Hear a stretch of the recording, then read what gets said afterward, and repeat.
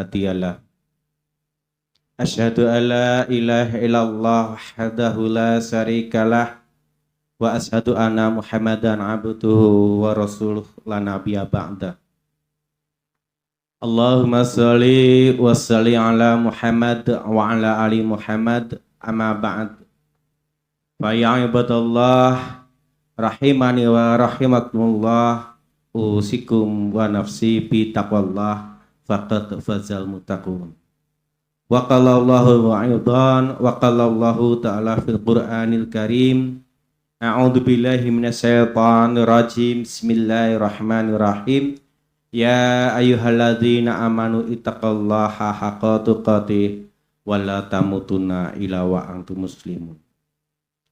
Kepada pimpinan ranting Muhammadiyah Meranggen, kepada pimpinan Aisyah ranting Muhammadiyah Meranggen, kepada pimpinan pemuda ranting Muhammadiyah Meranggen, kepada pimpinan Nasihatul Aisyah ranting Meranggen, dan kepada hadirin wal hadirat jamaah kajian huru hara akhir zaman rahimani wa rahimakumullah, serta tidak lupa kepada pimpinan atau pengurus Batko Asis se-Rayan Selatan yang saya hormati.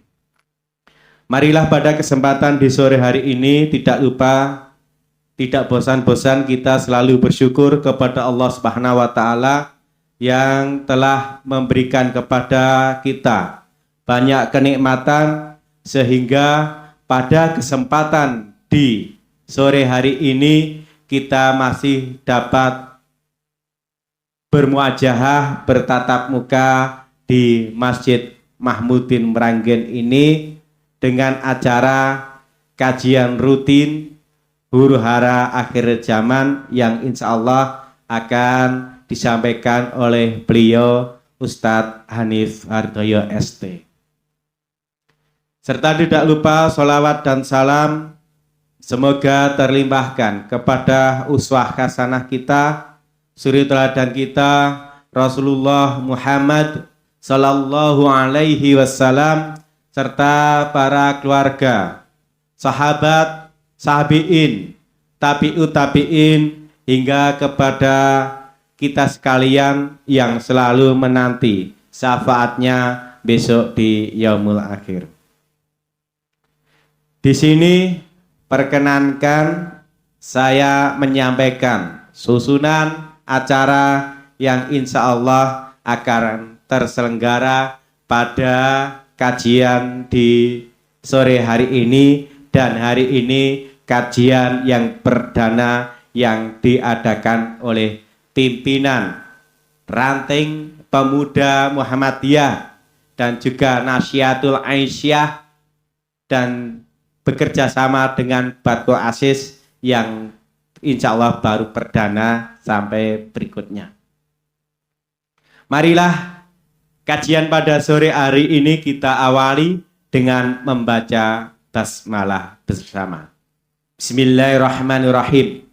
Semoga dengan membaca basmalah tadi Allah selalu memudahkan kita dalam thalabil ilmi untuk mencari ilmu dan bisa mengamalkan di kemudian hari. Sekalian di sini untuk menghemat waktu, mewakili dari pimpinan kajian menghaturkan selamat datang dan selamat mengikuti kajian huru hara akhir zaman ini yang akan disampaikan oleh beliau Ustadz Hanif Hardoyo dari awal sampai akhir. Ini tidak hanya sekali, tetapi berkesinambungan.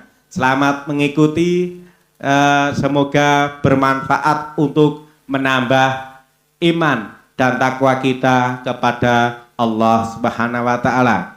Untuk menghemat waktu, berhubungan ini sudah hampir jam 4:30, Kita lanjutkan acara berikutnya yaitu inti kajian. Maka daripada itu kami mohonkan kepada beliau Ustadz Hanif Hardoyo waktu sepenuhnya saya haturkan. Terima kasih.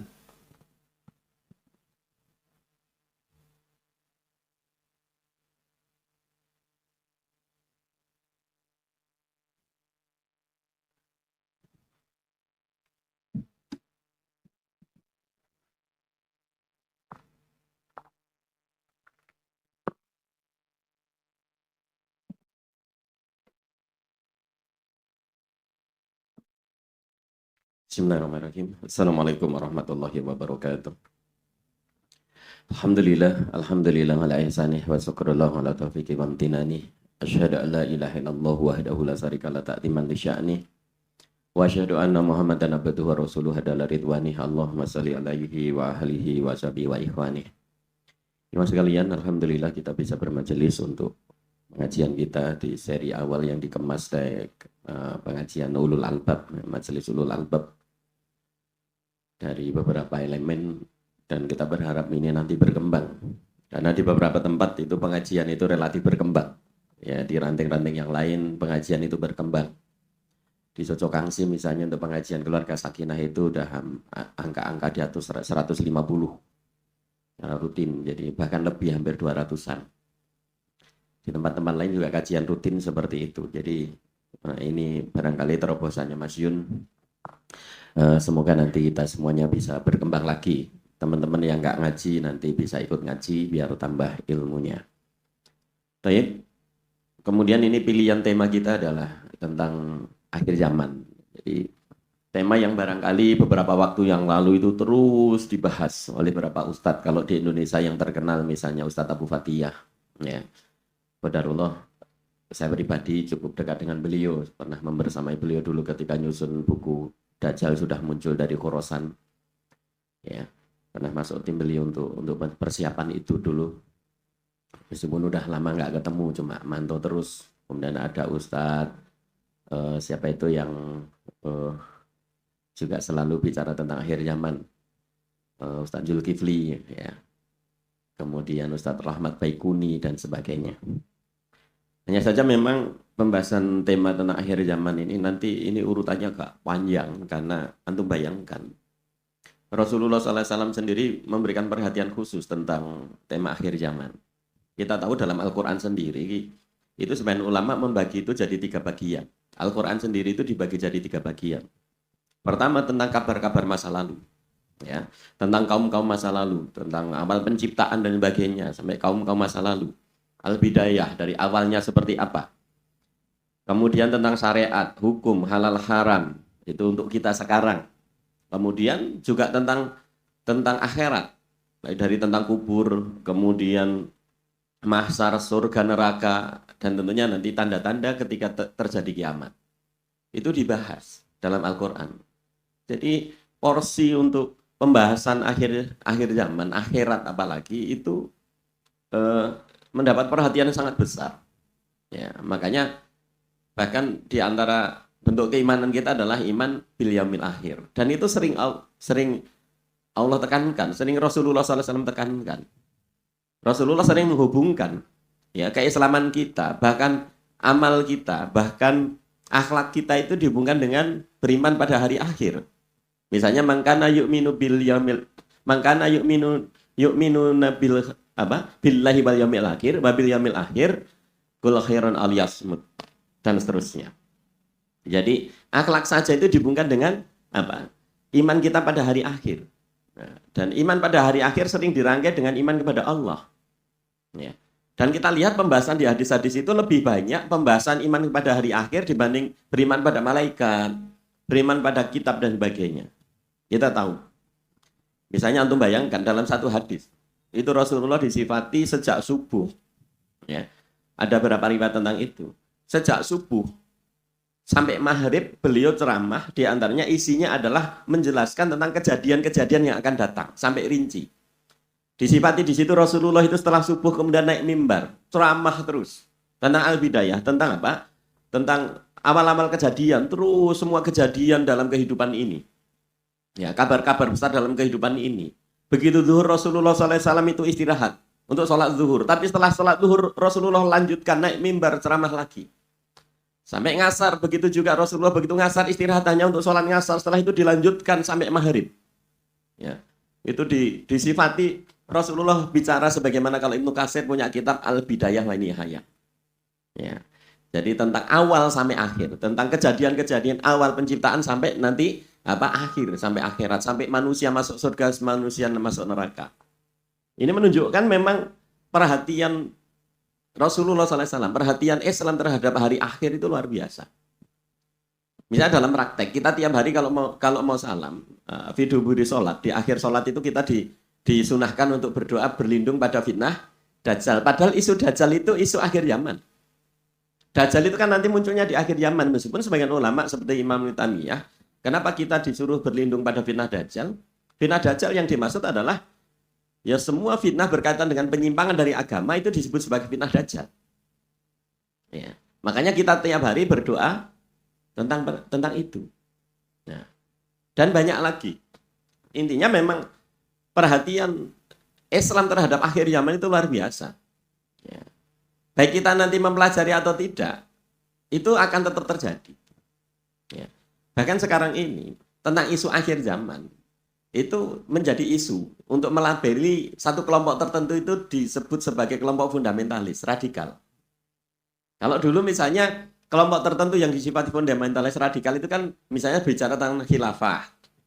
Ketika ada sesuatu dikit-dikit Allahu Akbar, itu dulu disifati untuk orang-orang yang ini loh tandanya kaum radikalis, gitu. Ya. Tetapi setelah misalnya Nyun Sewu HTI di Bredel ya dan sebagainya, sekarang pembicaraan tentang khilafah hampir-hampir nggak ada. Tapi sekarang perhatian yang ada itu tentang apa? Tentang kelompok-kelompok yang bicara tentang akhir zaman. Kenapa? Karena dunia Barat sendiri tahu. Ya. Kalau pembahasan dalam Islam, pembahasan tentang akhir zaman itu konsekuensinya adalah gambaran-gambaran atau berita-berita tentang kehancuran dunia Barat. Kehancuran dunia Barat. Ya. Bukankah Rasulullah misalnya pernah mengabarkan kalian akan memerangi Jazirah misalnya. Dan kalian akan diberikan kemenangan. Setelah itu kalian akan memerangi mana? Persia dan Allah akan memberikan kemenangan. Dan kalian akan memerangi Romawi dan Allah akan memberikan kemenangan sampai kalian memerangi Dajjal dan Allah akan memberikan kemenangan. Antum bayangkan. Jadi peradaban Barat. Ya, peradaban Barat ini kan peradaban yang memang dibangun di atas apa? Ideologi bahasanya kita ya. Secara ideologinya itu kan ideologi antara Yahudi dan Nasrani, terutama Nasrani. Di akhir zaman disifati misalnya nanti di akhir zaman turunnya Nabi Isa. Nabi Isa itu akan turun lagi di akhir zaman. Di satu masjid ya. Kalau sekarang disebut sebagai Masjid Bani Umawi yang ada di Syam. Yang sering disebut juga apa? Masjid Manarul Baidho, Masjid Menara Putih. Di akhir zaman akan turun di situ. Padahal nanti kita lihat ya, tugas Nabi Isa itu ada 5. Ya, di akhir zaman tugas Nabi Isa itu ada 5. Nomor 1 apa? Mematahkan salib. Jadi mematahkan salib. Nabi Isa itu nanti akan mematahkan salib. Para ulama khilaf apakah Nabi Isa itu dengan pasukannya itu keliling akan mematahkan salib atau secara simbolis nanti Nabi Isa akan mematahkan salib yang ada di Vatikan. Ya, untuk bayangkan. Padahal negara Barat ini sekarang secara ideologi dibangun di atas ideologi Nasrani itu. Dan Nabi Isa turun nanti untuk menghancurkan salib. Yang kedua, Nabi Isa membunuh babi. Barangkali kalau kita bicara babi, ya, kita kurang nyambung. Kenapa babi ini jadi isu penting? Bahkan Allah menurunkan secara khusus ayat yang mengharamkan babi. Padahal pengharaman sesuatu tidak selalu ada dalam Al-Quran. Kadang-kadang cuma dalam hadis, cuma dalam tanda kutip ya. Tapi kenapa pengharaman babi itu disinggung langsung dalam Al-Quran? Padahal dulu zaman Rasulullah, nggak ada itu babi. Hampir-hampir nggak ada riwayat ada babi di Mekah dan Madinah. Anda pernah tahu, sahabat kok misalnya ngejar-ngejar babi, ngusir babi, ada nggak? Nggak ada. Apalagi misalnya sahabat kok ketabrak babi di jalan, nggak ada. Ya. Karena memang dulu di Mekah Madinah itu babi ya hampir-hampir nggak ada. Dan itu bukan isu pokok. Beda dengan turunnya Khomer. Turunnya Khomer itu hampir-hampir bikin geger. Makanya turunnya ayat pelarangan tentang khamr itu bertahap. Itu kan bertahap. Karena apa? Orang Arab sangat terikat dengan khamr. Orang Arab itu disifati jangankan minum, ya. Dia itu kemana-mana khamr itu jadi simbol kebanggaan. Rapat itu membawa khamr masing-masing. Nanti semakin hebat khamrnya menunjukkan kelas seseorang. Makanya ketika diharamkan khamr itu sampai disifati di Madinah itu di jalan-jalan banyak genangan khamr. Karena apa? Hampir semua orang di Madinah punya khamr. Punya stok. Jadi khamr itu bukan hanya untuk beli, diminum, apalagi cuma diplastiki pakai sedotan. Saya baru tahu kalau anak-anak beli khamr itu katanya modenya itu. Pokoknya itu anak-anak muda bawa plastikan warnanya agak aneh. Ada sedotan. Saya dulu itu tak kira es teh. Tapi ternyata itu khamr kan. Saya juga belum pernah ngecek, wih khamr apa es teh mas gitu loh. Tapi dulu orang Madinah punya gitu. Jadi ketika diharamkan khamr itu sampai di Madinah itu terjadi genangan-genangan khamr. Karena apa? Tandonya itu. Jadi stoknya itu dibuang semuanya. Ya. Itu secara ekonomi juga sangat berpengaruh. Tapi antum bayangkan ketika turunnya ayat tentang babi hampir-hampir nggak ngaruh. Di Madinah, di Mekah nggak ngaruh. Tapi qadarullah, kita tahu ya. Jadi di antara hikmah yang Allah berikan itu. Kalau sekarang babi itu kan benar-benar sangat dominan dalam kehidupan manusia. Ada seorang peneliti di Belanda, seingat saya, itu meneliti produk turunan babi itu sekarang itu ada sekitar 180 item. Dan hampir semua manusia apalagi dunia barat tidak bisa lepas dari urusan babi ini. Mulai dari kosmetik, bahkan persenjataan dan sebagainya itu sangat bergantung dengan babi. Apalagi farmasi, dunia medis, farmasi. Ada yang mengatakan dunia farmasi ini nggak bisa dilepaskan dari campur tangan babi ini. 80%, 90%. Makanya mencari obat yang benar-benar halal. Kalau orang mengharamkan bahwa babi ini jadi katalisator dalam produk farmasi, itu hampir-hampir nggak mungkin sekarang. Gitu. Antum bayangkan nanti ketika akhir zaman, Nabi Isa diperintahkan untuk membunuh semua babi. Hancur itu ekonomi barat pasti. Karena apa? Mereka butuh banget babi. Ya. Manusia butuh babi di barat itu. Karena apa? Hampir semua urusan kehidupannya mereka tidak bisa lepas dari apa yang disebut dari komponen babi itu. Nah, di akhir zaman itu nanti di antara tugas Nabi Isa adalah untuk membunuh babi. Antum bayangkan.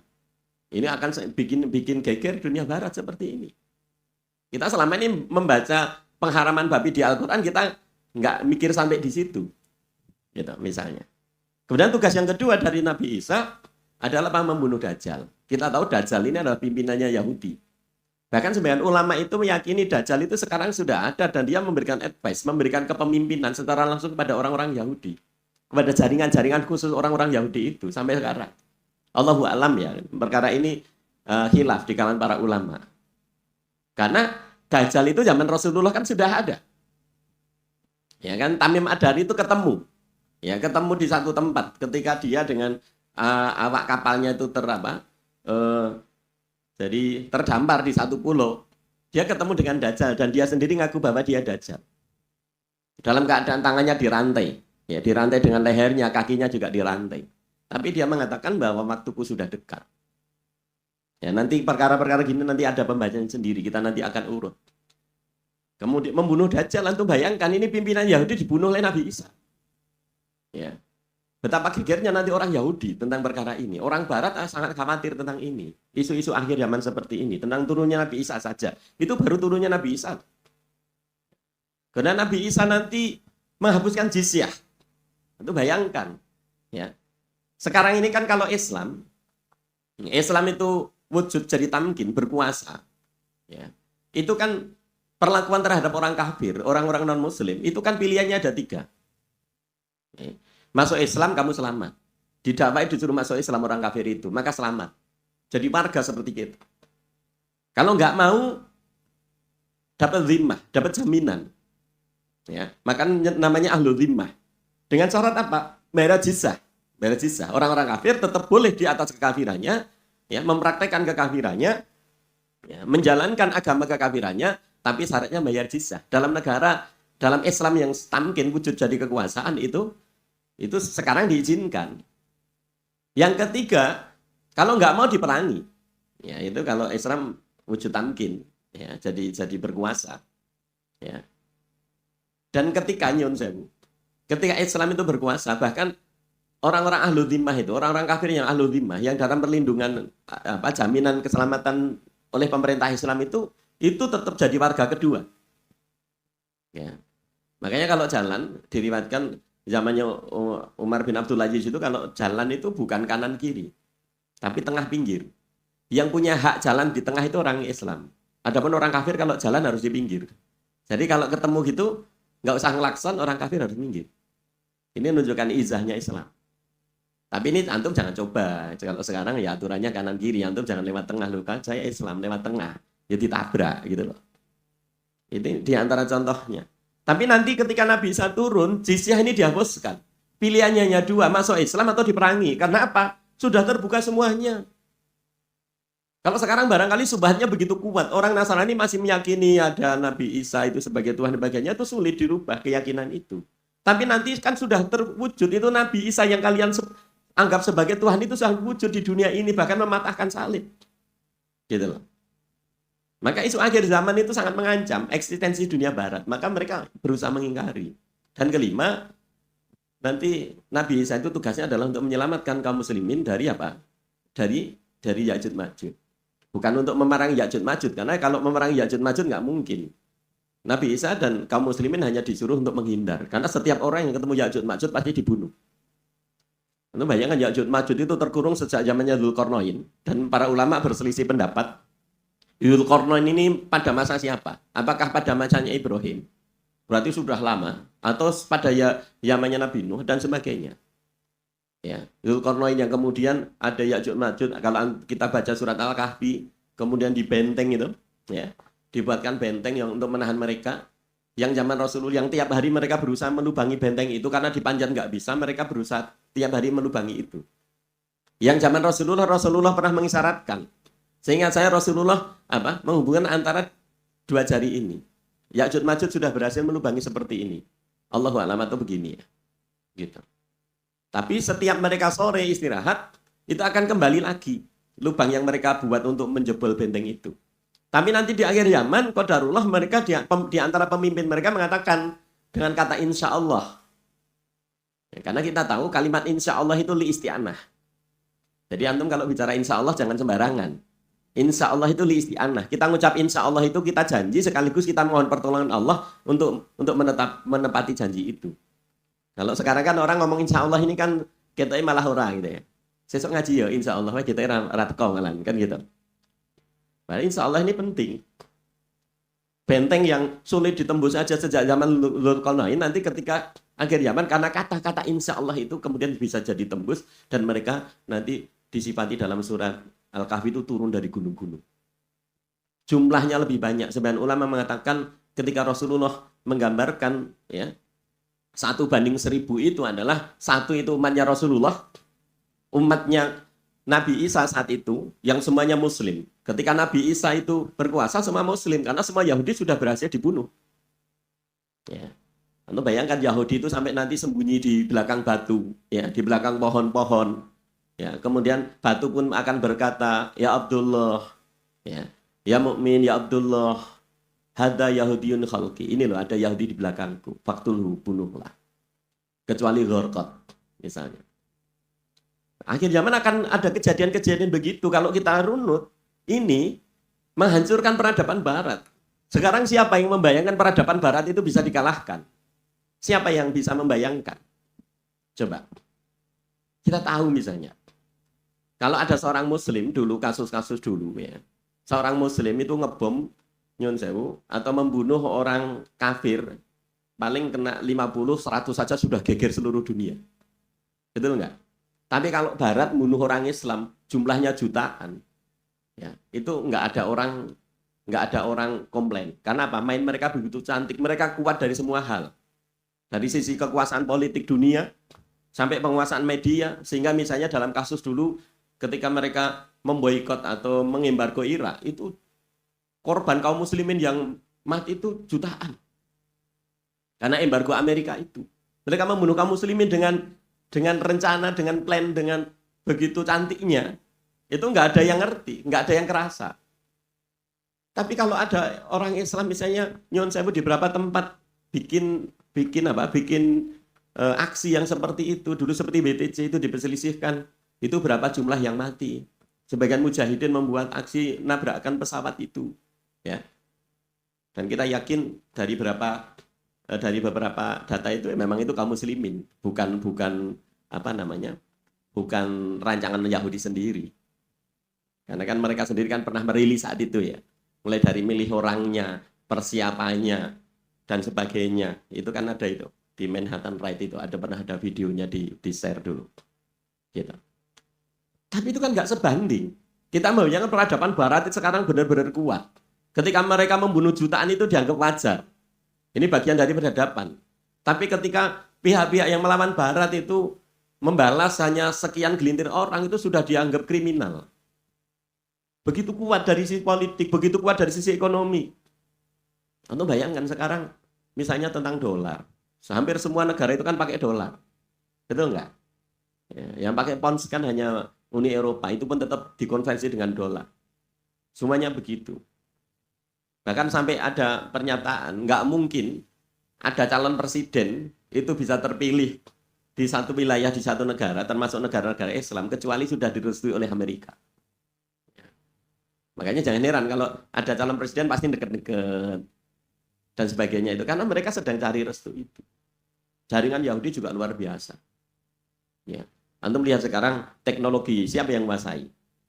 Facebook, ya, Meta itu sekarang namanya, apalagi WhatsApp yang antum pakai tiap hari itu loh. Itu punya siapa? Punya Yahudi semua. Jaringan TV berita juga begitu.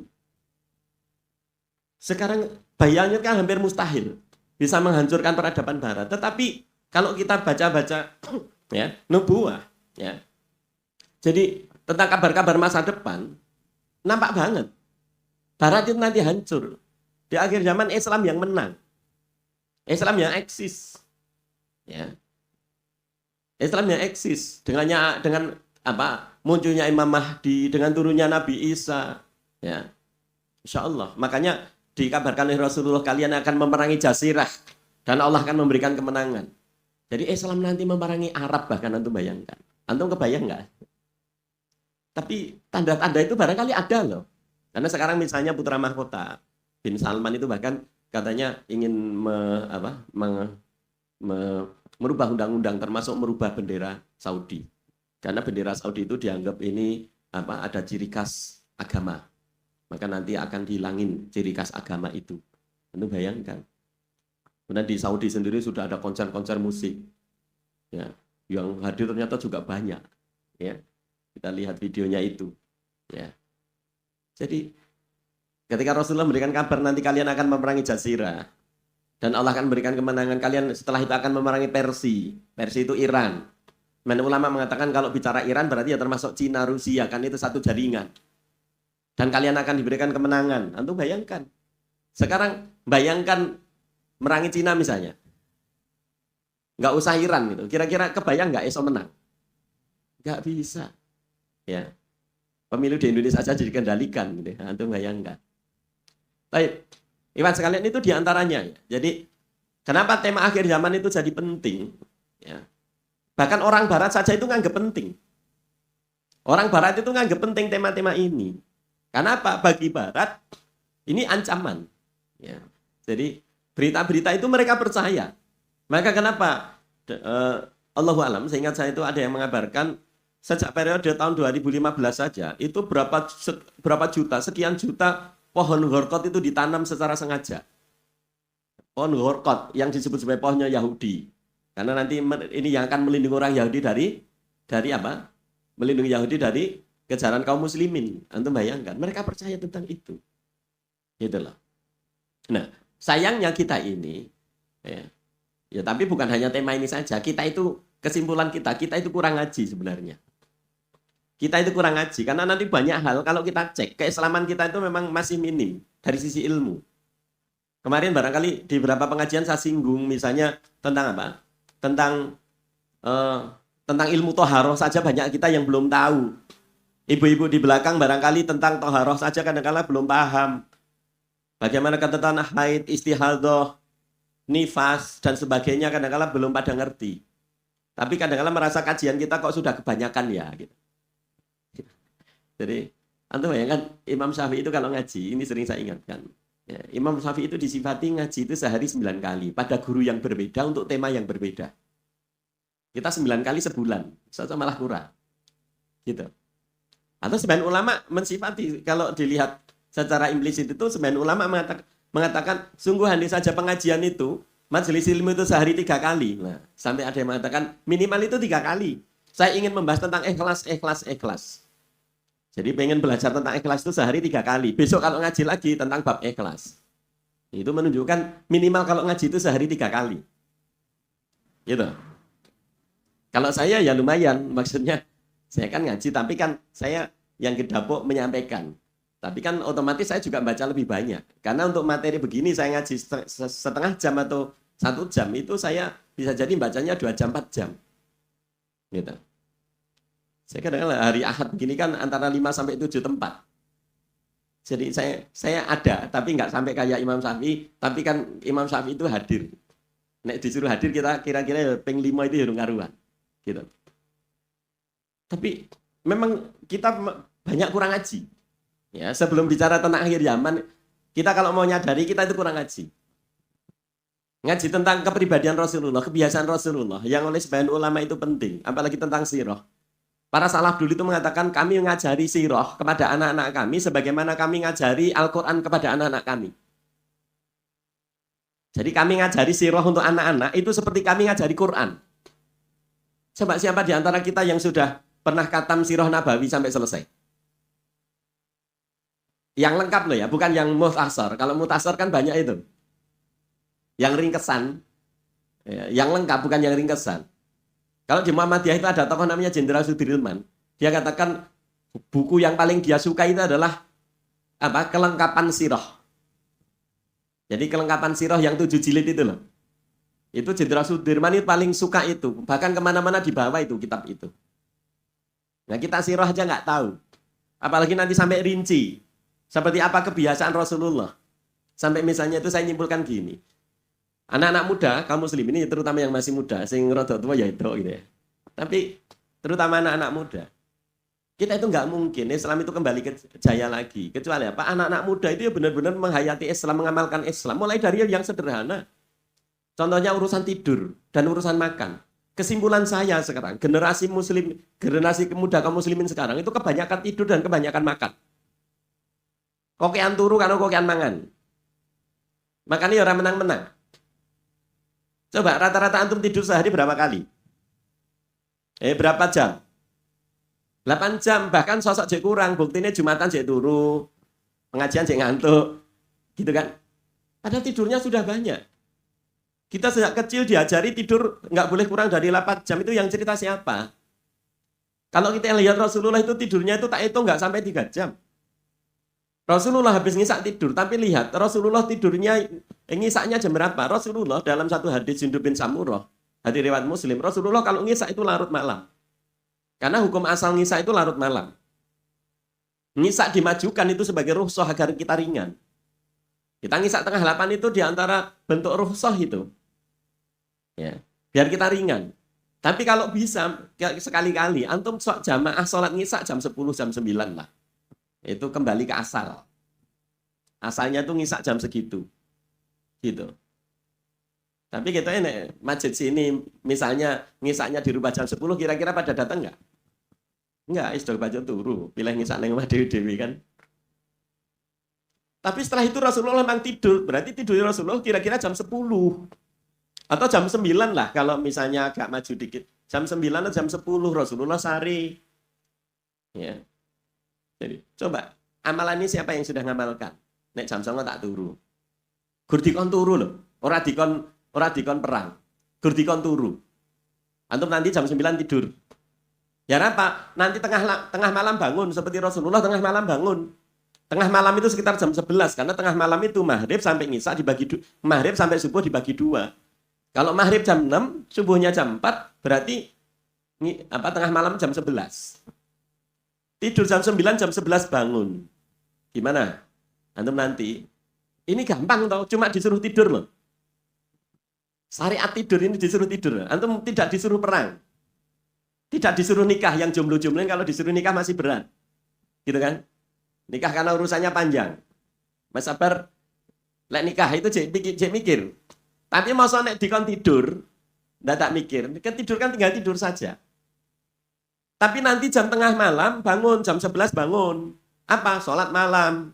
Sampai kapan? Setidaknya sampai adzan yang pertama, adzannya Bilal.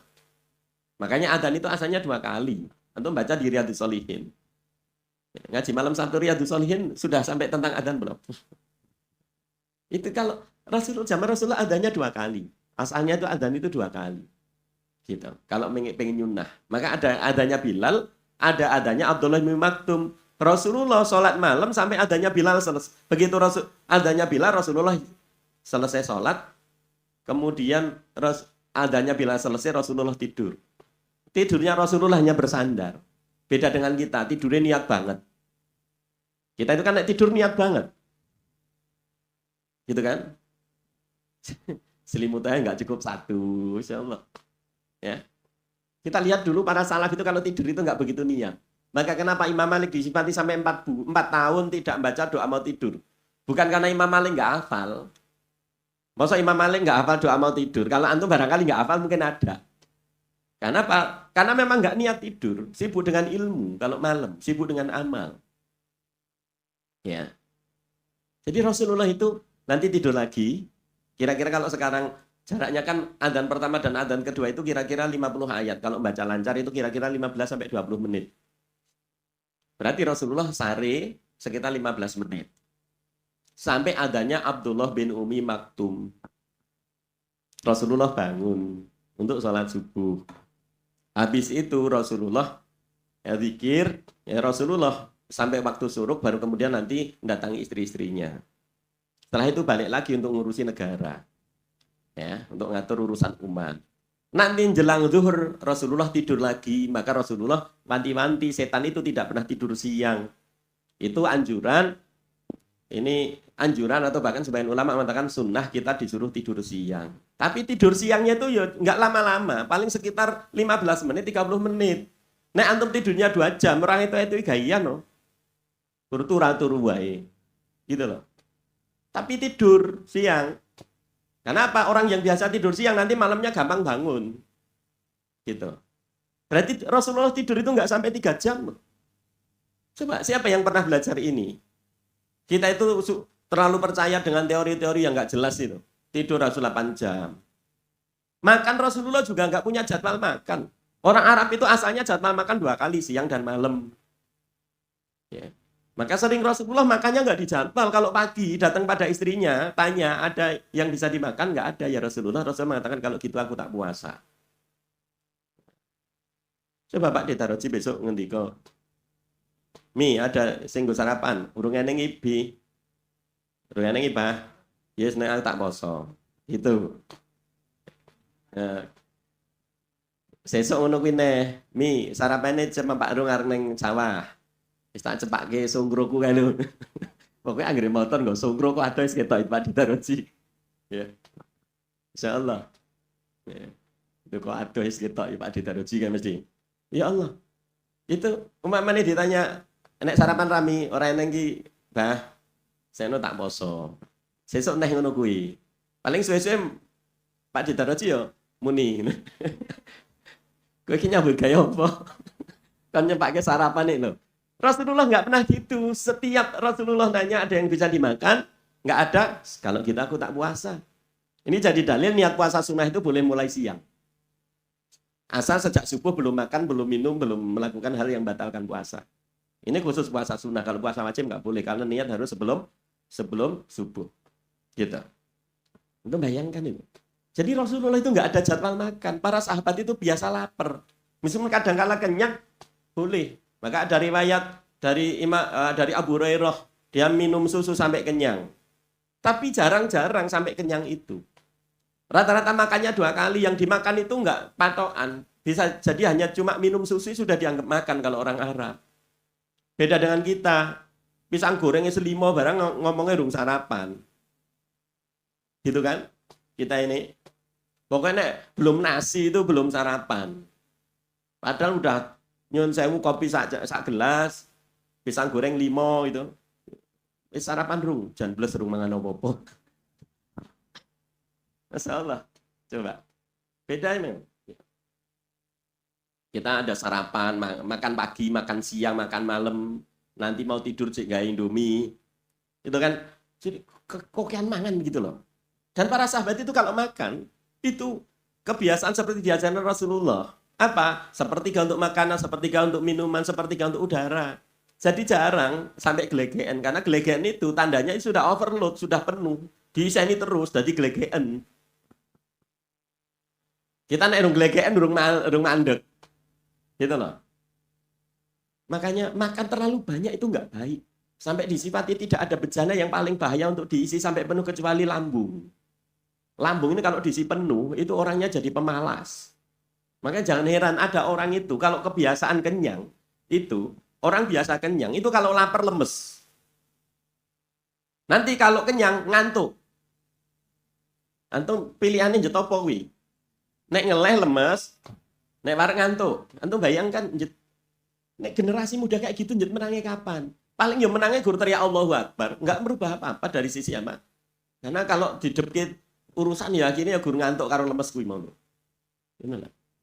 Jadi kita ini sebenarnya masih banyak yang perlu kita pelajari dari ilmu, dari kebiasaan Rasulullah.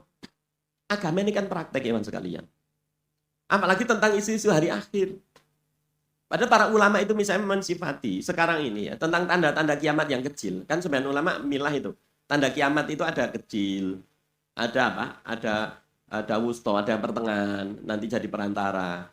Seperti munculnya Imam Mahdi itu bukan tanda kiamat kecil, tapi juga bukan tanda kiamat besar. Tapi ini perantara. Munculnya Imam Mahdi itu, yang namanya Muhammad bin Abdullah itu. Ya, yang nanti akan dibayar di sisi Ka'bah. Gitu. Ini tanda perantara. Baru nanti ada tanda kiamat besar yang 10 yang disifati Rasulullah.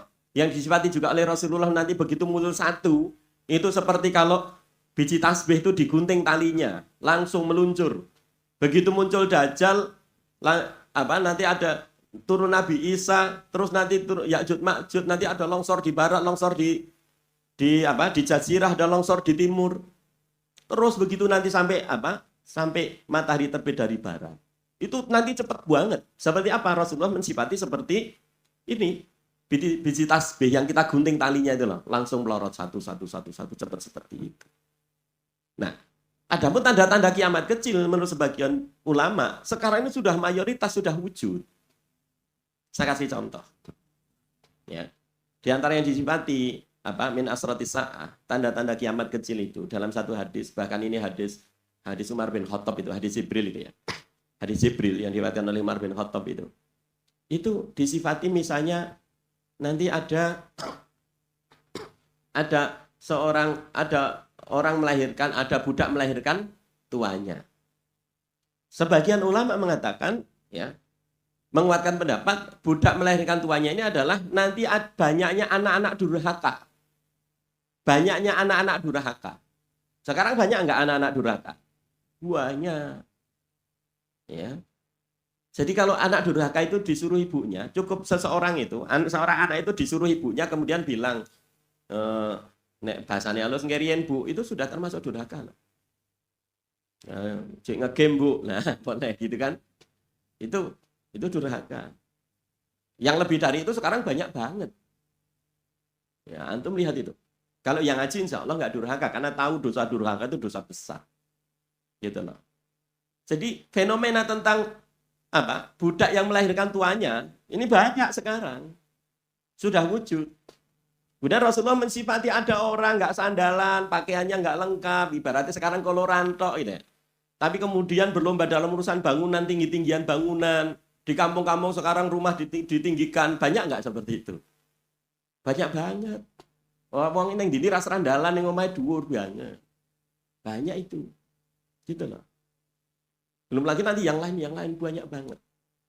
Sebenarnya ulama, saya lupa apakah saya Muhammad Al-Arifi, dia sudah merinci ya. Dari sekitar 130 tanda-tanda kiamat kecil itu sudah terjadi hampir 80-an. Sudah banyak itu yang terjadi. Contoh misalnya Rasulullah pernah mensifati ada seorang wanita nisaun. Ya. Ada seorang wanita kalau berpakaian tapi telanjang. Ya, wanita kalau pakaian tapi mepet-mepet. Banyak nggak Bu sekarang orang wanita kalau pakai pakaian itu medet-medet? Banyak banget. Gitu. Kalau jalan megal-megol, orang senam itu sekarang megal-megol nggak Bu? Ya, pakaiannya medet, megal-megol itu. Ketoke aku ya nonton. Gitu. Kan nek senam mesti megal-megol toh. Saya bayangke begitu loh. Itu kan udah ini sudah tanda-tanda, udah muncul tanda-tanda itu. Kemudian rambutnya digaya-gaya, dinaikkan kayak punuk onta. Kalau ngomong itu mancing-mancing syahwat. Nah, sekarang banyak nggak wanita ngomong mancing-mancing syahwat? Penyanyi dangdut, macam-macam kalau ngomong penyanyi apa mancing-mancing syahwat gitu. Coba. Jadi tanda-tanda begini sudah banyak. Ya. Nanti antum baca itu hadis-hadis tentang akhir zaman, banyak banget. Atau kapan-kapan itu jadi tema khusus itu. Ya. Hari ini kita baru memberikan gambaran dulu. Bahwa tema akhir zaman itu penting untuk kita kaji. Karena keto ini, antum ini kalau disuruh baca sendiri nggak mau. Lah saya yang dikorbankan disuruh baca, disuruh ngomong di sini. Sama Mas Yun gitu loh. Jadi antum kalau, padahal bukunya sudah banyak. Abu Fatihah itu. Ustaz Abu Fatihah Al-Anan itu kitabnya tentang akhir zaman itu banyak, mulai dari zikir akhir zaman itu banyak itu, ya. Mungkin belasan ya, 14 atau 6, banyak lah. Sejak tahun berapa saya masih di Solo, saya masih membersamai beliau itu. Ya, buku pertama. Sebelum itu dulu ada bukunya Amin Jamaluddin, seorang penulis Mesir, diterbitkan oleh dulu yang ngedit Mas Bambang Sukirno yang punya Akwam Solo itu, ya. Sempat rame tahun berapa saya lupa itu, pernah dibedah di Anur ya, ketika teman-teman dari Al Azhar baru pulang, Mas Boni CS itu baru pulang itu dibedah di Masjid Anur Solo di Masjid Anur Klaten ya. Jadi hari-hari ini juga misalnya karyanya Syekh Muhammad Al Arifi, seorang ulama Saudi, itu juga menerbitkan misalnya Wafa ya, tentang tanda-tanda kiamat atau apa saya lupa judulnya. Ya, karena baru beberapa bulan kemarin gitu loh. Tapi kan ketoknya antum ini kan nggak mau baca, nek kayak gitu kan malah kepikiran, niatnya ora gitu loh. Makanya kita bahas di sini. Yo, meskipun hanya sebulan sekali, tapi minimal biar antum punya apa? Punya gambaran akhir zaman itu seperti apa. Karena kita ini, iman sekalian, kita ini menurut para ulama kita ini sudah hidup di akhir zaman. Antum bayangkan Rasulullah itu pernah ngendika gini. Apa? Antara aku, diutusnya aku dengan kiamat itu seperti dua jari ini. Antara jari telunjuk dan jari tengah. Ada selanya nggak ini? Ada jedanya nggak? Nggak ada. Dan Rasulullah mensifati umur umat Islam itu seperti seorang pekerja. Kalau orang Yahudi bekerja antara subuh sampai zuhur, orang Nasrani bekerja antara zuhur sampai ngasar, lah kaum muslimin bagian waktunya antara ngasar sampai maghrib. Zaman Rasulullah sudah disifati sudah maghrib itu. Maaf, sudah habis ngasar. Kalau 15 abad yang lalu sudah disifati habis ngasar, kira-kira sekarang jam berapa? Dan secara tabiat, habis ngasar itu waktu yang memang biasanya agak tentrem, kelihatan semua tenang. Tapi nanti semakin dekat maghrib itu semakin keadaan semakin hiruk pikuk. Antum melihat jalan-jalan kalau mau maghrib itu pasti hiruk pikuk. Apalagi di kota. Ya. Atau secara maknawi bahwa Rasulullah memang hiruk pikuk itu bukan hanya di dunia kita, dunia setan pun hiruk pikuk kalau mau maghrib itu. Makanya Rasulullah dawuh kalau punya anak kecil jelang maghrib itu disuruh masuk ke rumah. Bawa masuk ke rumah, pintu-pintu disuruh nutup, jendela suruh nutup dengan bismillah. Karena Rasulullah ingatkan, karena setan tidak bisa membuka pintu yang ditutup dengan bismillah. Makanya kita itu jangan sok pinter. Kalau orang tua dulu mengatakan kalau punya anak kecil begitu maghrib disuruh bawa masuk. Karena apa? Ndak keneng sawan, gitu kan? Sebenarnya kalau kita runut dalilnya ada itu. Nah sekarang kita itu yo ngerang ngaji, ini rumah sok pinter gitu loh. Padahal ada dalilnya. Kalau punya anak kecil, maghrib bawa masuk. Gitu. Ya. Jangan biarkan di luar. Karena apa? Disifati di situ setan sedang berlarian untuk cari tempat untuk cari tempat untuk berteduh. Jadi khawatir kan nanti ketabrak setan. Sebagian ulama mengatakan di antara hikmahnya begitu. Ya. Jadi kalau pintu antum nggak antum tutup, nanti setan pada masuk rumah antum. Kalau maghrib itu, maka kalau maghrib langsung ditutupi semua. Baru nanti setelah ngisa anak-anak dilepas itu boleh. Gitu loh. Tapi dari sisi ini waktu, habisnya asar sampai maghrib itu umurnya umat Islam kira-kira itu. Makanya kemarin ada sebagian ustadz yang kemudian mengangkakan, ya kan? Jadi umur umat Islam ini tidak sampai 1.500 tahun gitu kan? Yaitu itu ya kebablasan. Ya. Meskipun dulu seingat saya Imam As-Sakani atau siapa juga membuat hitungan-hitungan begitu, tetapi itu diselisih oleh para ulama. Karena kalau bicara tentang kiamat hanya Allah yang tahu. Rasulullah saja ketika ditanya Jibril tentang mata sa'ah kapan terjadinya kiamat, Rasulullah mengatakan yang ditanya tidak lebih tahu dari yang bertanya. Jibril nggak tahu, Rasulullah juga nggak tahu. Jadi memang nggak boleh diangka-angkakan, tetapi gambarannya seperti itu. Makanya kita memang sekarang hidup di zaman fitnah, di akhir zaman. Ini fase-fase terakhir kita itu. Yang isinya itu penuh fitnah. Makanya Rasulullah sampai mengatakan apa? Ya.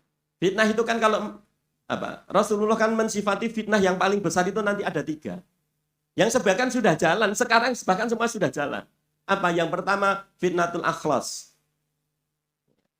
Fitnah akhlas. Apa itu akhlas? Akhlas itu sesuatu yang nempel, disebut akhlas. Jadi kalau kita onta itu ada pelananya, ada kainnya yang selalu nempel di situ. Ya, itu namanya akhlas. Jadi fitnah yang selalu nempel apa itu? Pembunuhan dan pengusiran. Ya. Terjadinya pembunuhan di kalangan kaum muslim diusir di mana-mana. Antum melihat itu rohingya, diusir dari tempat kelahirannya, seperti itu terlunta-lunta di mana-mana. Palestina juga begitu. Terus sepanjang zaman akan ada terus seperti ini. Sejak terbunuhnya Umar bin Khattab, pintu itu terbuka fitnah akhlas ini. Ya. Kemudian Utsman juga dibunuh. Ali juga dibunuh. Kemudian terjadi peperangan-peperangan di kalangan kaum muslimin. Ini akan berjalan terus. Ya. Jadi cerita akhir zaman itu cerita perang. Dan sekarang perang, jangan berharap perang itu akan berhenti. Karena Allah sendiri mensifati orang kafir itu bahkan tidak akan berhenti untuk memerangi kalian. Apa? Hatta yarudukum an dinikum in istata'a. Ya, sampai kalian itu murtad dari agama kalian kalau mereka mampu. Orang kafir kalau punya kekuatan pasti memerangi. Gitu. Nanti puncaknya yang disebut sebagai perang apa? Malhamah kubro. Malhamah itu apa? Malhamah itu tempat untuk nyacah daging, kubro besar. Jadi seolah-olah daging itu kayak dicacah-cacah. Perang antara siapa? Perang antara kaum muslimin dengan Romawi. Ya. Karena nanti ketika memerangi Persia, kaum muslimin itu, mujahidin itu nanti bisa koalisi dengan Romawi, dengan Bani Asfar, dengan Amerika dan Eropa. Bisa bareng-bareng itu dengan Nasrani, memerangi Persia. Memerangi Iran. Persia itu Iran kalau sekarang. Yang kita tahu jaringannya Iran sekarang ya Cina, Rusia itu. Tapi nanti antara mujahidin kaum muslimin bisa bareng-bareng dengan pasukan salib. Tapi setelah itu karena mereka orang salib membanggakan ini apa hidup salib, maka dibunuh sama orang muslim dan akhirnya saling membunuh dan mulai perang yang disebut Malhamah Kubro. 80 negara disifati Rasulullah, ada 80 panji. Allahu alam, seingat saya setiap satu panji itu ada 12.000 pasukan. 80 negara masing-masing ngirimkan 12.000 pasukan. Sebagaimana sekarang negara-negara Eropa itu kalau dijumlah, Amerika dan Eropa itu jumlahnya sekitar 80 negara. Nanti perang melawan kaum muslimin. Yang berpusat nanti di Dabik. Di mana Dabik? Dabik satu tempat yang ada dekat di Suriah. Di sana ada Dabik, ada wilayah namanya Dabik. Nanti basis kaum muslimin nanti di Suriah di sana. Gitu. Tapi akan terjadi fitnah peperangan-peperangan. Yang kedua disebut sebagai fitnatus sarok, fitnah dunia. Ya, fitnah sifatnya duniawi. Kita tahu sejak revolusi industri semua kemudahan-kemudahan itu Allah berikan untuk kita. Sekarang orang berjauhan saja, sini Amerika saja bisa saling ketemu ngobrol lewat HP. Dulu orang nggak kebayang. Coba, Pak Asmuri dulu ketika kecil bayangkan mboten. So ngomong jarak jauh. Nggak pernah. Gitu. Orang dulu barangkali simbah kita, mbah buyut kita nggak pernah membayangkan di sini ada pira-piri mobil. Nggak bayangkan eneng kendaraan kok iso mlaku dhewe rasah digeret pedet itu loh. Dulu nggak pernah bayangkan. Tapi sekarang kemudahan itu begitu rupa. Dunia ini dibukakan oleh Allah. Ya. Tapi ini sebenarnya jadi fitnah. Buktinya orang sekarang justru dengan kemudahan ini banyak melakukan maksiat, jauh dari Allah. Maka benar sebagian ulama mengatakan Kullu ni'am la tuqaribu ilallah wa wabaliyan. Semua nikmat itu, semua kemudahan itu kalau tidak menjadikan orang tambah dekat pada Allah itu bala. Itu fitnah itu. Ya. Maka antum jangan bangga kalau cuma nyuwun sewu punya anak bisa sekolah di mana, sekolah di umum, prestasinya itu bukan apa-apa, itu hanya dunia, itu jadi fitnah. Kalau tidak menjadikan seseorang tambah dekat pada Allah. Mendingan antum yang barangkali nyuwun sewu punya anak bisa hafal Quran, paham fikih. Kemarin itu Dahlan Iskan yang punya Jawa Pos itu ya, dulu pernah jadi Menteri BUMN itu cerita. Di Cirebon itu, saya ingat saya Cirebon atau mana. Itu ada pondok pesantren punya tokoh muda NU, kiai muda NU, lulusan Lirboyo Kediri, kemudian kuliah di Al Azhar. Ini lagi apa? Muridnya itu banyak, santrinya banyak. Karena apa? Keluar dari kebiasaan pondok yang ada. Jadi di pondok itu cuma pelajarannya 3. Semester pertama itu pelajarannya hafal Quran, jadi hafalan tahfidz, sama apa? Belajar matematika fisika. Semester 2 tahfidz sama matematika fisika. Enggak belajar yang lain. Enggak belajar sejarah, enggak belajar ini itu, karena itu ya ora manfaati. Kira-kira antum kalau tahu sejarah, dulu Jenderal Dandeles tahun begini di mana itu manfaatnya apa? Itu dulu nek ujian pilih dong ngepek gitu ya. Karena ngapalke megah ya ora manfaat gitu. Saya dulu punya senior di kampus itu. Namanya Dr. Purwanto, orang mana? Orang Wonogiri. Itu dokter termuda dalam filsafat, memang orang yang rada aneh ya. Itu dia cerita, kalau lihat mahasiswa kok guru dogai ini apa namanya? Mahasiswa kok kuliah banget dia pilih dulan. Oh, saya belajarnya sudah dulu dan saya kalau belajar yang manfaat saja. Nah, kok melu kuliah melu ini sing penting saya ujian isoh gitu. Buang-buang waktu. Masya Allah. Jadi nyun sewu fitnatus sarok. Tapi nanti yang paling berat disebut sebagai fitnatud duwaima. Apa? Fitnah kegelapan. Ya. Makanya Rasulullah kan pernah mengatakan apa? Hendaknya kalian segera beramal. Ketika apa? Ketika datang fitnah seperti potongan malam yang gelap gulita. Ada orang ketika pagi itu masih mukmin, maghribnya, sorenya itu sudah apa? Kafir. Ada orang dalam maghrib mukmin, paginya sudah kafir. Bahkan kemudian sebagian orang menjual agama untuk sepotong dunia. Fitnahnya disebut fitnah kegelapan, seperti gelap gulita. Kalau Ibnu Qayyim mengatakan ini fitnah subhat, agama itu jadi nggak jelas. Kemarin saya diceritain di salah satu ranting, tapi yang bikin bukan Muhammadiyah. Jadi di situ itu ada pengajian, habis ngasar, habis pengajian diumumkan sekalian. Yang umumnya ya di situ. Nanti panitianya ya sama, tempat yang digunakan sama. Mengke disuwun wangsul mergo mengke enten acara lajengipun dangdutan. Sorenya pengajian, malamnya dangdutan. Panitiane podo, nggone podo. Rusak enggak itu? Jadi mungkin orang-orang seperti ini rumangsane wis rampung, nek wis nganggo seragam iki rumangsane mesti mlebu swarga, dangdutan ora dosa gitu loh. Kan saat ini modelnya cuma itu. Jadi di antara fitnah akhir zaman itu orang kemudian sudah merasa kalau apa dalam Al-Qur'an disifati bagharum fid dini makanu yaftarun. Apa? Orang-orang itu merasa apa dia itu tertipu dalam urusan agamanya hanya karena ngikuti angan-angan. Jadi kita itu rata-rata kan merasa masuk surga padahal belum pernah ngecek amalan kita seperti apa, akidah kita seperti apa. Dan ini bahaya. Ya. Dan sekali lagi kenapa kita perlu membahas tentang fitnah akhir zaman? Karena kita memang hidup di tengah-tengah fitnah itu. Gitu loh. Ya, fitnah subhat sekarang agama aneh-aneh. Ya. Bahkan kalau Rasulullah mengatakan misalnya ini kan terbukti orang-orang jujur didustakan, orang-orang penipu dipercaya, orang-orang yang apa? Orang-orang yang dusta justru dibenarkan. Kalau ada yang membubarkan pengajian jadi masalah. Ada yang membubarkan dangdutan jadi masalah. Tapi membubarkan pengajian saenek dhewe kan gitu sekarang. Kan banyak. Barusan saya dikirimi itu ada video membubarkan pengajian. Apapun alasannya.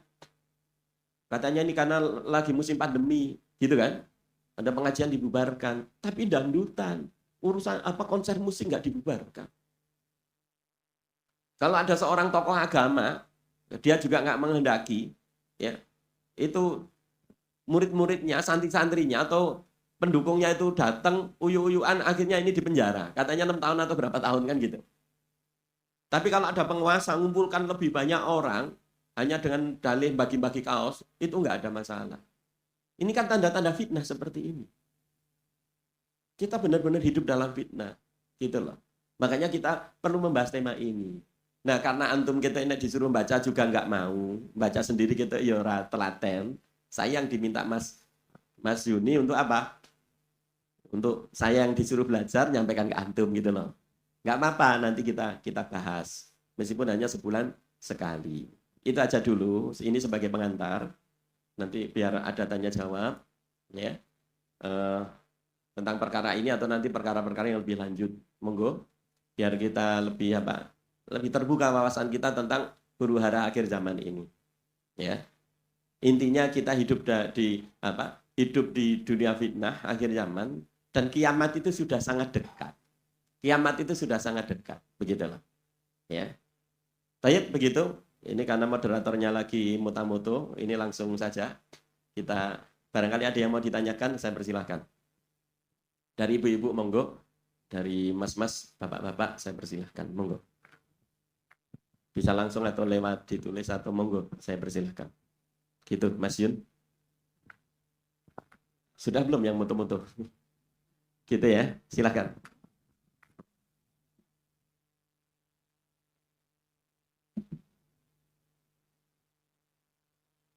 Ada yang ditanyakan?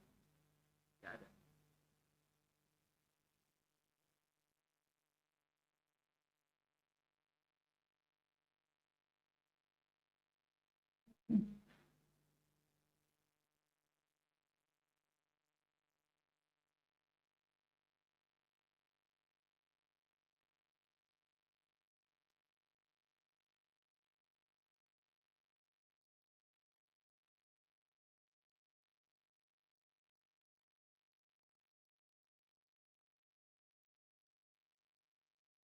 Monggo.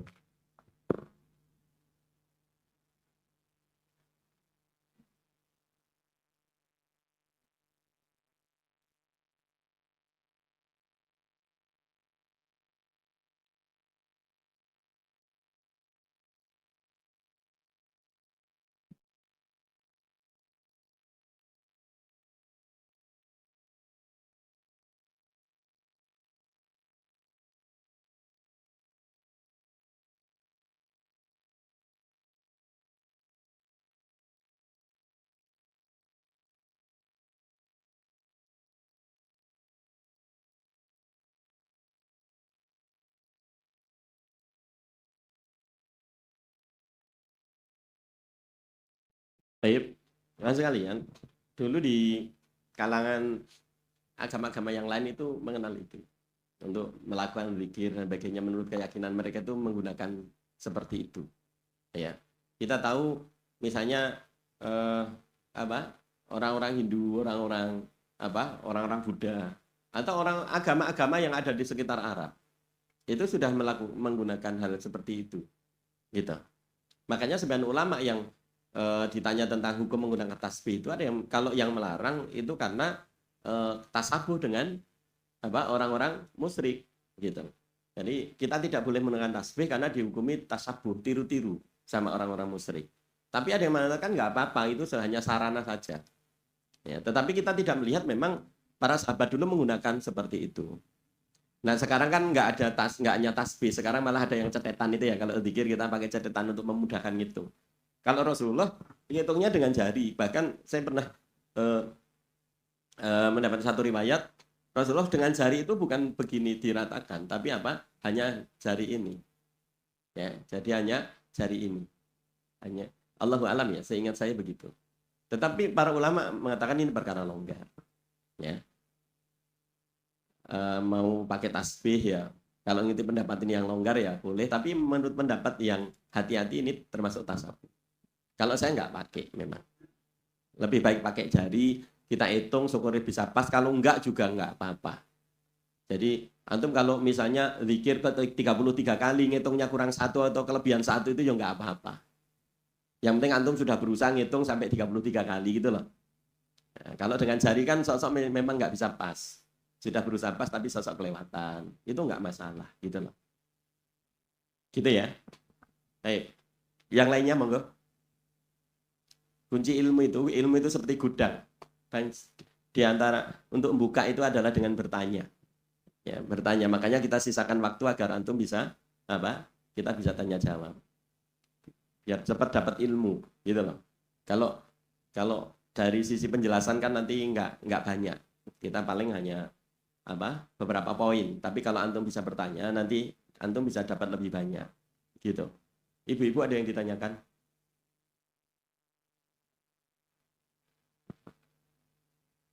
Monggo.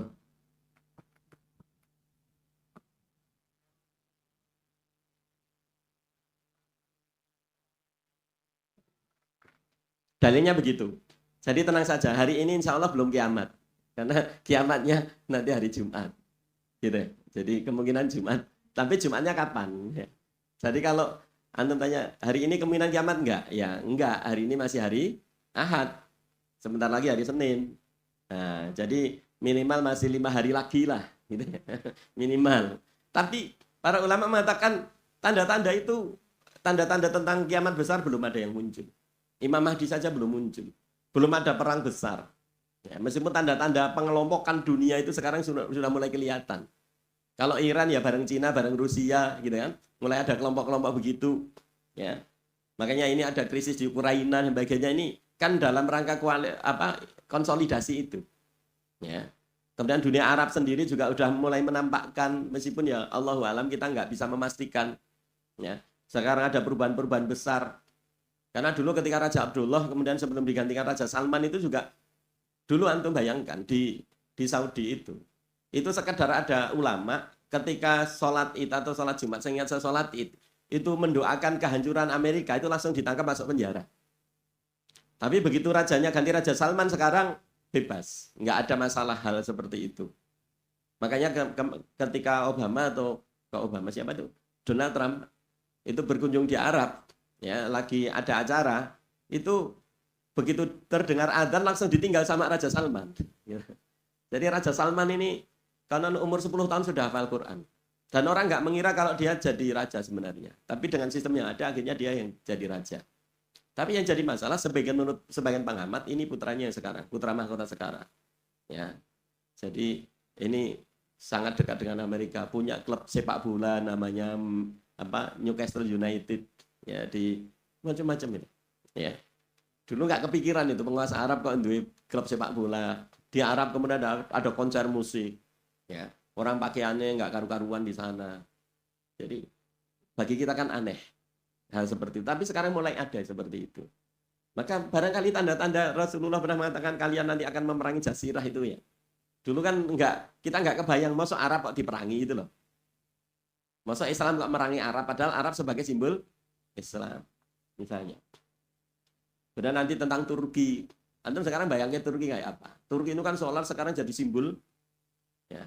Padahal menurut sebagian ulama nanti kejadian Turki itu akan ditaklukkan. Takluknya kapan? Takluknya bahkan bukan dengan perang tapi dengan takbir. Karena apa? Nanti karena memang sudah melihat kekuatan Islam itu begitu dominan sehingga mereka nggak perlu diperangi.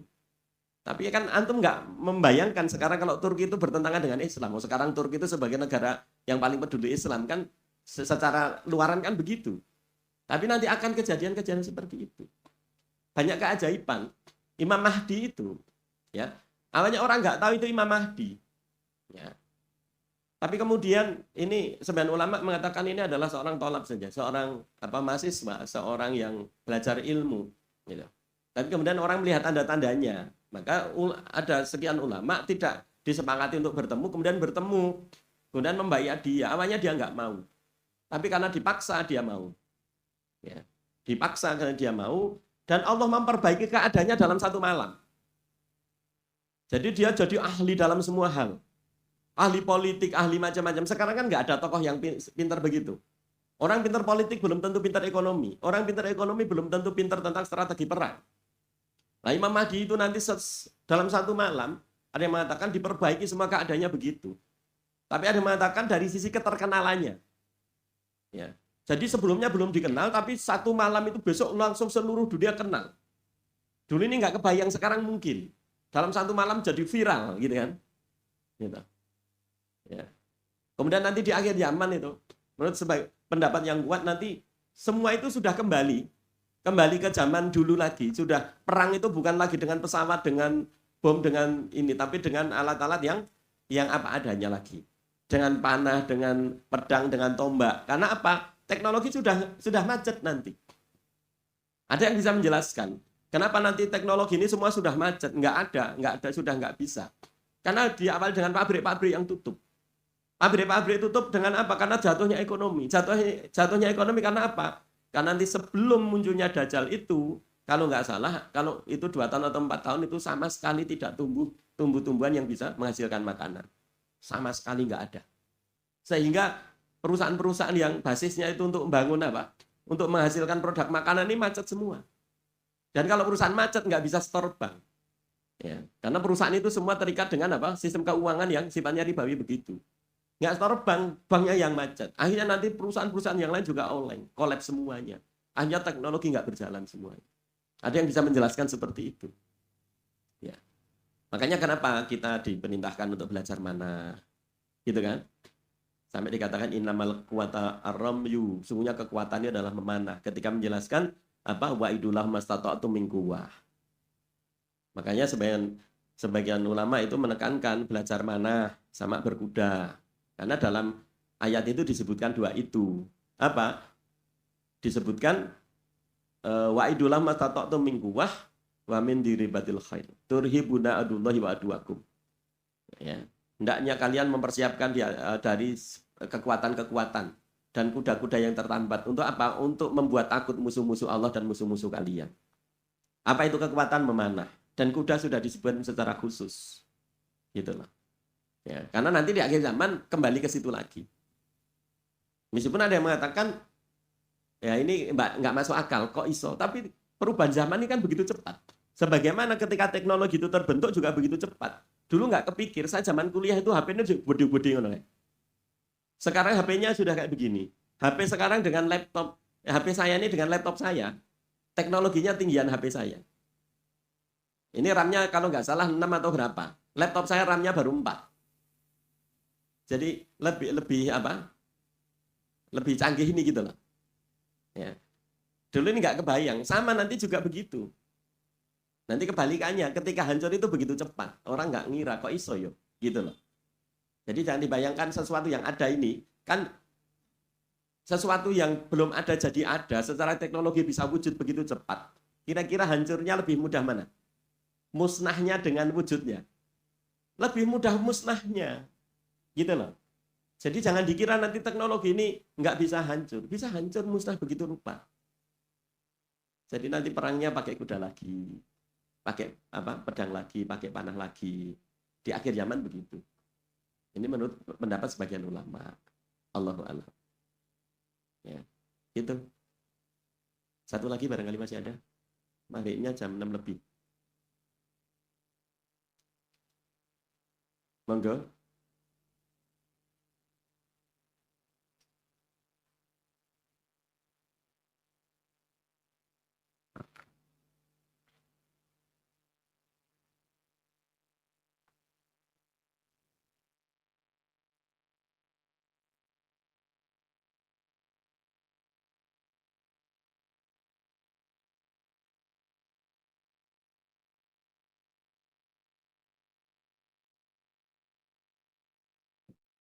Kalau di masjid nggak apa-apa. Tapi perlu dicatat sebenarnya para ulama itu mengatakan anak-anak itu boleh diajak ke masjid itu kalau sudah tamyiz sebenarnya ya. Tamyiz itu apa? Sudah denger. Jadi dikandani wis dong. Ya, jangan sampai anak-anak yang kita bawa ke masjid itu ganggu orang lain. Ya. Jadi kalau ganggu ya ganggunya yang umum, tidak sampai parah. Makanya sudah tamyiz itu sudah mulai bisa dikandani. Nek rame le, ini ojo rame jet meneng gitu loh. Bukan dikandani dong diajak ke masjid itu kadang-kadang bikin apa? Bikin masjid jadi kisruh gitu. Ya. Orang jadi nggak khusyuk.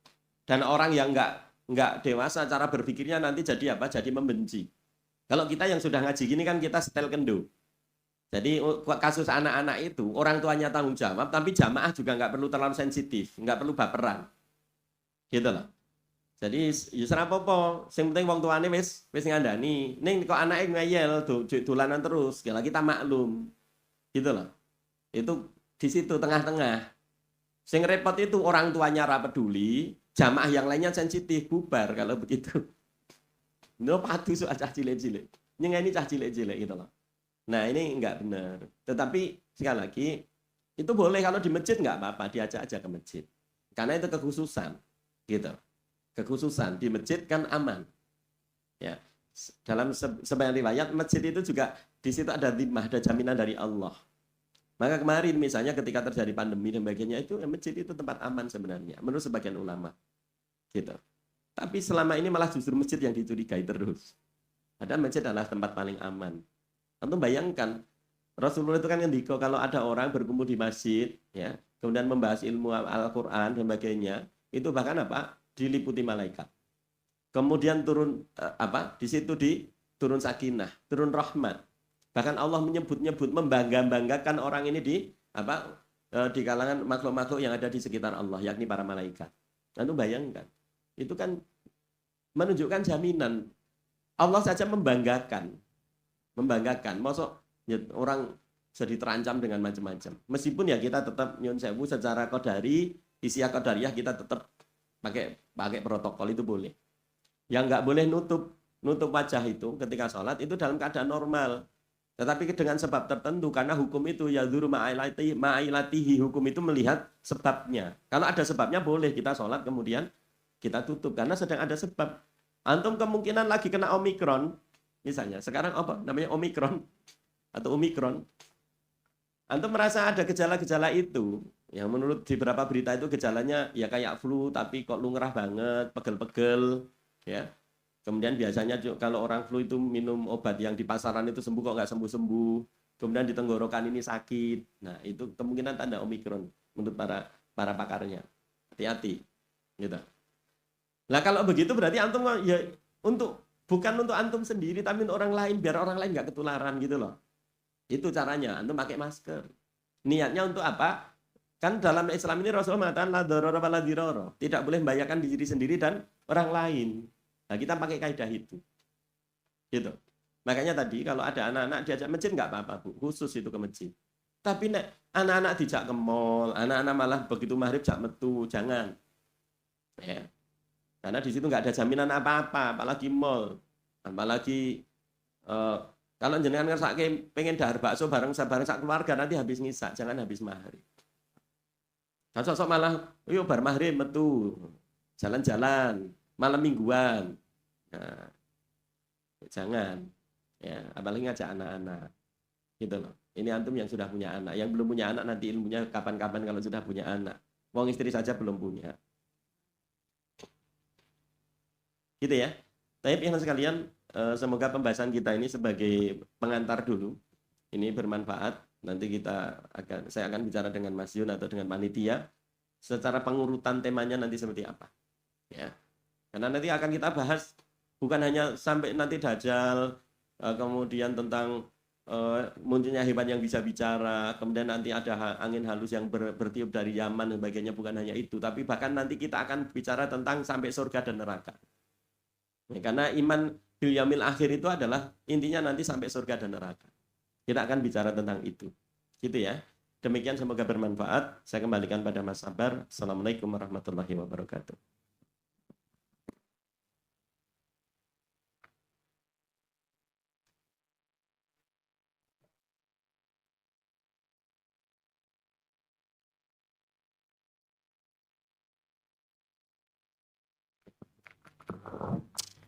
Demikian tadi inti kajian yang telah disampaikan oleh Ustadz Hanif Hardoyo SD. Semoga dapat mengambil hikmah intisari apa yang disampaikan tadi dan bisa mengamalkan untuk berikutnya.